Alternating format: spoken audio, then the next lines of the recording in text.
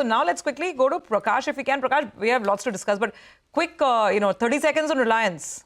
All the analysis, everything put together. What's the call on the stock?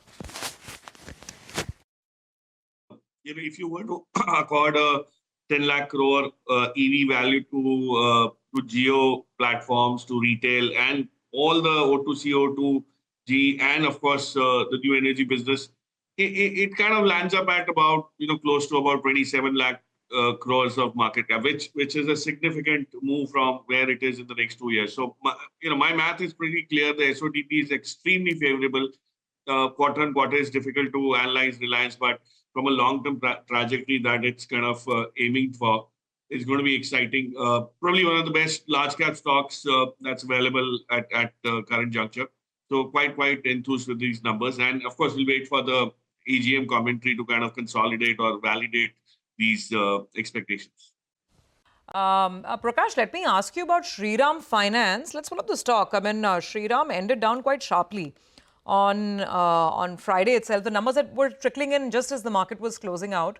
And it seems this rise in credit cost and the whole asset quality issue, that's not going down too well with the market. But your thoughts on what you made of the numbers? So, the numbers have not been very encouraging, not the best set that you would expect from Shriram. But look at this in comparison to a lot of the other NBFCs. I mean, you may have a Poonawalla that's shown AUM growth, but it's at the cost of probably quality or, even margins.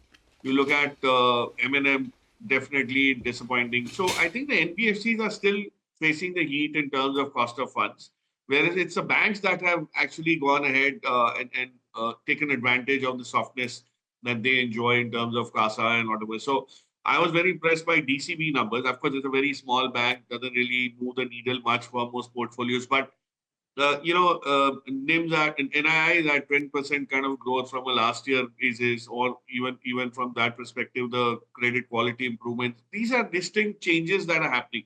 So I would still stick with the banks, Sudeep. I don't think NBFCs yet have a place under the sun, as long as the banks are offering you a much better proposition from the next couple of quarters perspective. Absolutely. And just a reminder, the stock closed off 8%. Shriram Finance on Friday. Pre-open rates will hit us in the next 1 or 2 minutes. Let's see. But brokerages have really downgraded estimates across the board. Absolutely. And, but